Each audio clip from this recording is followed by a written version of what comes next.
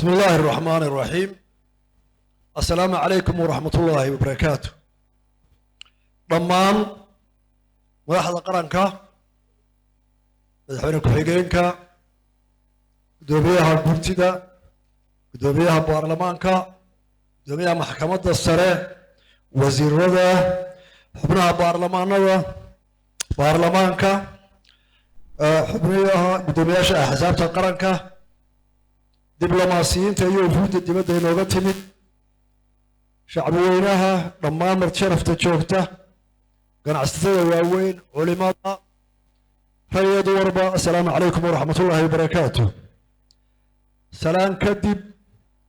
أهيا بفرحة قلتها هاي عاوة إنا نكسو قيب قال له إنه نبضة حاسلون هرمر سمايني روبكو ينود أبرواقا إلهي نسيي عذرك كوفي 19 أدون كوريي إلهي إنه خفيفيي نمعادا بدني بينسيي إنه كما هذا قينا إنه عاوة ودبال دقا إنه كوبي لحظة سنوضو كسوريقي مالنتي أنه حرم دينا قاضني كل راقي معي تاريخ أدبا لو قري وكتبتها قرطي وهو لقد ركسي هايس تاريخ الهوري السومالي لان سيكوبان مركانو إلهضو qarnimada markaynu qaadanay sidii uu sheegay imika baashe axmed faarax qaybtii horeba waa la isku diiday shan Soomaaliyeed baa loo socday shantii oo la doona mooyee labadii isu tagay ayaa dawladii Soomaaliland markay koonfur tagtay waxba loo ogolaan waayay qayba halka qardoofadii ka dhacday iyo khilaafkii ka dhacay 1960 inqilaabka waati halkan laga dhigay inkastoo uu suurto galin intii ka dambeysayna qaxar iyo colaad iyo buuq baynu ahayd shan Soomaaliyeed hal doona waa la waayay waayo sharciyada adduunka ku shaqeeyay inaga xooga waaweyn ayaa diidanaa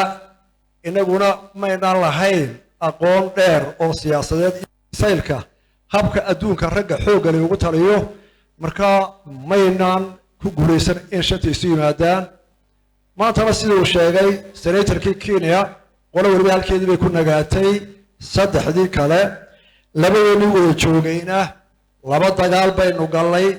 64kii iyo 67kii oo labaduba culeyskoodu ku dhacay Somaliland waayo dagaalka u weyn Ethiopia la galay wuxuu ku dhacayay Somaliland oo ugu dhow meesha Ethiopia la isku qabsanayay oo culeyska lahaayeen ay ogtihiin labadii midna guurweyn kamayna gaarin waayo caalamka inaga soo horjeeday dabeetana waxa dhacay dagaalkii 77kii bishii February markii laga soo noqday labadii midoobay oo marka horeba colaad iyo guux dhex yaalay markii adduunka inaga hor yimid ee Ruush iyo Kuuba iyo cidii kale oo tidba ay isugu tagtay Soomaaliyeedii loo ordaayay shantii dhabarka laga jabiyay ee adduunka inaga hor yimid nasiib darro dawladii markaa talinaysay may garanin ama may ku dadaalin haddii la soo jabay oo caalamka inaga hor yimid maxaynu yeelaa see loo badbaadaa see labadan yeelaa balse waxay door biday inay aragto inuu reer waqooyigu yahay dad badan oo dawladaha ka soo horjeeda horteed markii ay wada qaateen prime minister iyo madaxweynahaba 67kii dawladii Cabdirashiid ayaa prime minister waqooyiga Maxamed Xajuure Cabdiwaal ka dhigtay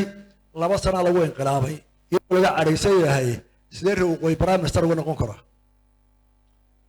dadkana waxa abuurmay hal jabhado iyo dadkii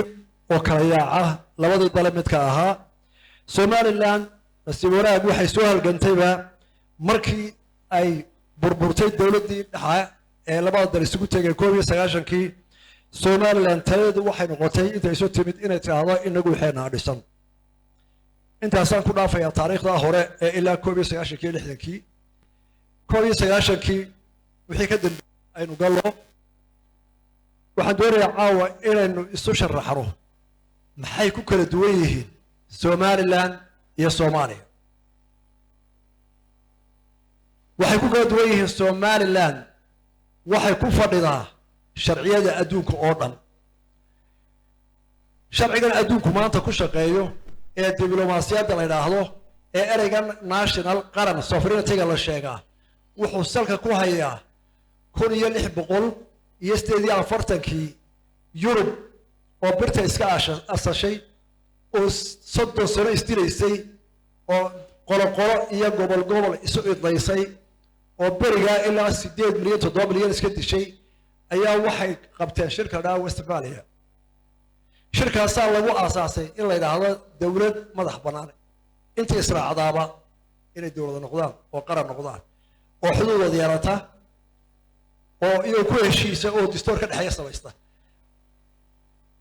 halkaas laga soo bilaabay waa markii ay oran jireen caadiga cusub reconnaissance-ka dadana adduunyada way ku xoogeysteen adduunyada bay ku fideen imperialist bay noqdeen oo dadka ay isticmaalsadeen dhaqankoodaasay ku fidiyeen caalamka markaasaa taasi sab u noqotay adduunyada cusub oo dhan waxaa sii raacay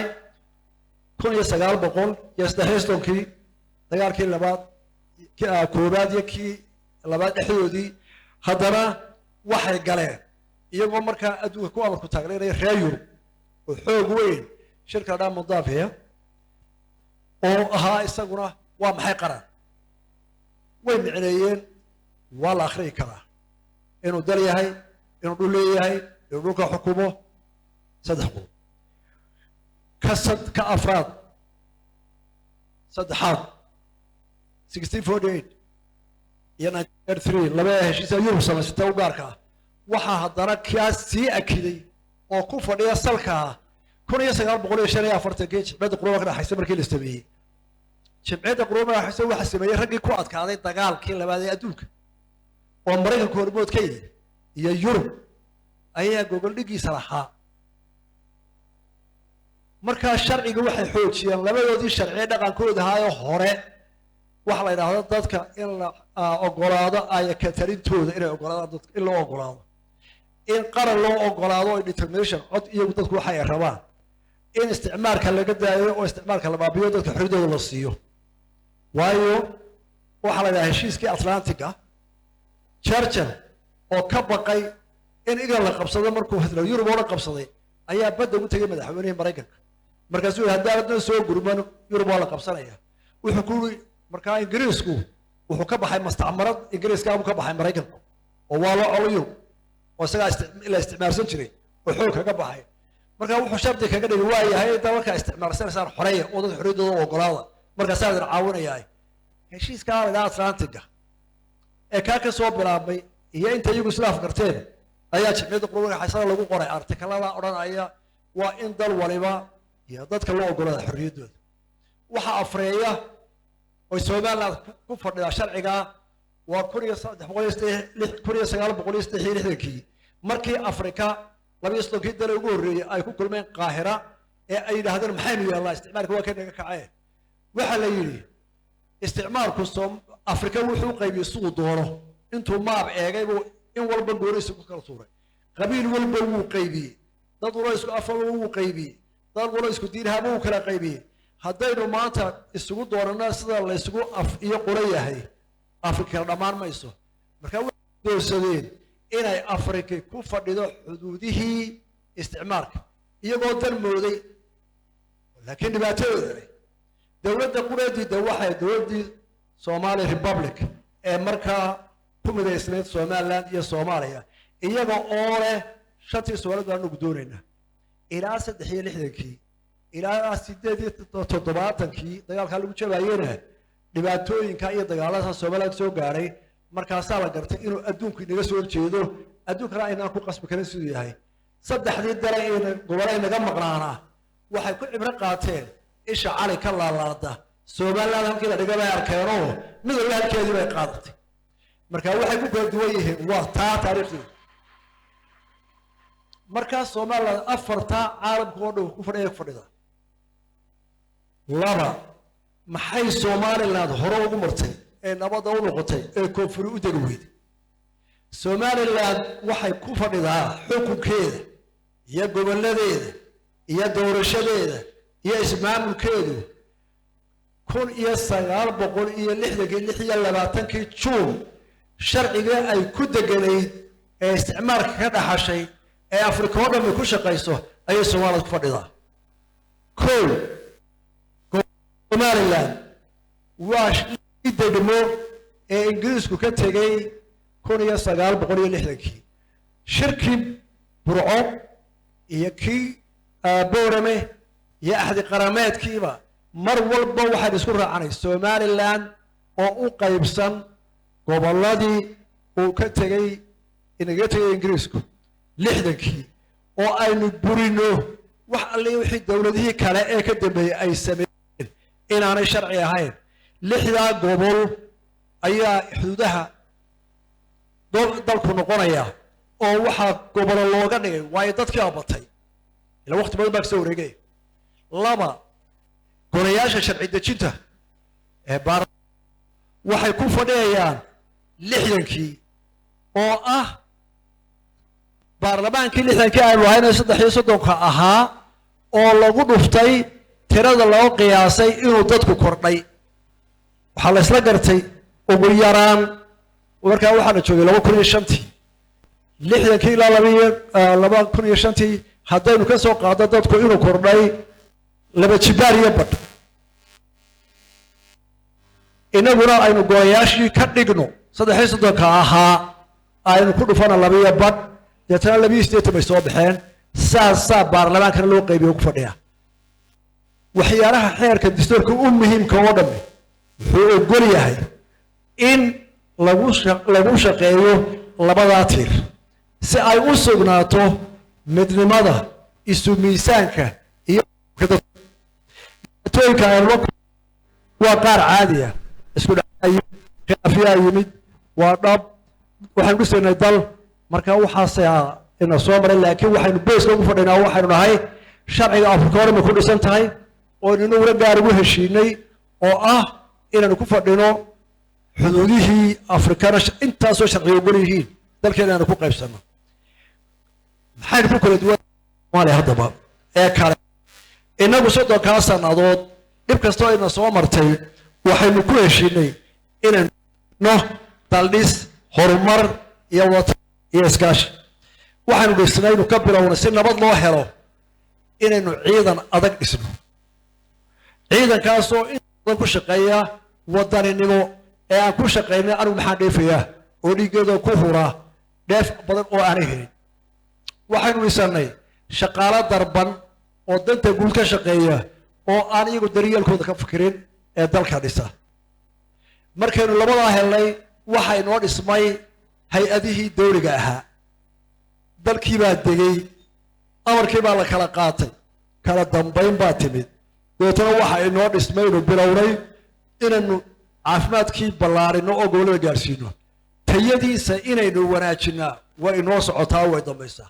تعلينتي أيانو يردل كونا جارسين تيدي يوناجين تيدو ووحي نو سعطا وحي نسميساني إنه وحي يدي برشده يا أدقين قالها أنا أين هرو مرينا كل بيتي تاكتينا أو نودنا وحينو أمور سوق حرة أما قناعة حرة وقار نولي هاي وحوقة وأدوية لا ترتمعية وواحد مرتقلية إنو هرو مرو نبت قليلة عيدما وأبوري هيدها اسمي بارلمان كان اسمي إيا مامل كان دولة اسمي وهر قليلة وما أنت لا ترتمعية عالم كون Soomaaliya inta aynu inta qabanay maxaa ka dhacay nasiib darro ma heshin nasiib darro sharci may qaadan ay oranayaan ka Afrika qaateen lagu dhaqan yahay 60 aynu ku noqono oo Soomaaliland halkeeda ku noqoto inaguna keeyaan ku noqono gudahooda kuma dhaqmin 60 markay dhaxleen waxay sameeyeen gobollo ku samaysan qabaa'il dadna khilaafkoodu waa degay waayay ilaa gobol bay suleynayaan waayo wadada marayaan baa qaldan oo imika galeen mudada inagu aynu jiray waxaynu ku guuleysanay kolkii horena shirar aynu qabsano markii dambana 7 doorasho 3 madaxweyne ayaa isku bedelay sanad gariya oo cod iyo hal qof laba baarlamaan baa isku bedelay waxa isku bedelay laba goorood dowladaha hoose ayaa isku bedelay in ay doorasho nabadgelyo aan ku kala qaadno وانا إلهي مهدي أود إلهي نسيه ما أنت محاتاجن أنت نتضرب دور شجريني iyagu Soomaali soddonkaa sano doorasho iska dhaafay waxaa loogu taaglayahay kolba hay-ad ama dowlad shisheeye shir ay u qabato oo lagu soo magacaabo dad fara ku tirsan dhowr boqola inay madaxweyne baarlamaan doortaan ayaa loogu taaglayahay oo arkaysaan waxa ka dhacaya waana systemka maaha dadku ma xuma systemka ay qaateen baa qaldan aynu ka baydnay oo maanta arkaysaan halkay marayaan waxaynu ku kala duwannahay innagu Soomaaliya haddaynu nahay marnaba colaad iyo faragelin iyo dagaal aynu ku qaado maynaan qaadin iyagu ha ugu daraatartaa maanta joogta xamare waad ogeydeen markii berbera aynu la heshiinay qolada carabta inay horumariyaan waxaynu yidhaahdeen baarlamaanka xamaro ogolaado mooy lama iman karo dowladda imaaraadkana ilaa United Nations ka dacweeyeen oo dalkaygu farageliyeenoo goboladayadii bay naga soo farageliyeen waxay soo taageen inay yidhaahdaan sanduuqii loo furay dhaqaalaha Somaliland ee lagu heshiiyey shirkii London 2012 in si gaara dhaqaalaha Somaliland loogu deeqo inay ka joojiyaan ay ku dacwadaan annagana la ictiraafsan yahay looma gudbin karo wana qabatay dhaqaale waxa maanta xaniban lacag ku dhow ama ka badan 60 milyan oo asad afartii sano dawladda xamar joogtay maanta ee farmaajo ka madaxdeeya banka adduunku uu u qoondeeyay Somaliland oo iyagu soo qaadeen oo yidhahdaan annaga u geynayna oo aanu ku nidhi annaga qolada waxba nagaba dhexeeyaan lacagna noo soo mari karto oo aanay celinin ee weli meeshooda ku hayaan haddana waa u sheegaynaa banka adduunka iyo hay-adaha United Nations ka jibcada waraxaya iyo dawladaha kale annagu qaran madax bannaan baanu nahay ninkana wax nala damca ee aan iskaashanayno amana caawinaya toos buu noo siinaya laakiin xamar wax soo mara annaga waa naga xaaraan halkooda haysta inta ayaan ka badanba waayo gobonnimadooda kuma doorsanayna lacag nalagu gacan maroojin maayo dhaqaala la diiday si cad baan u sheegaynaa annagaana ka adkaysanayna si aanu hore ugu marayno dalka iyaga markaan soo koobo caawa xamar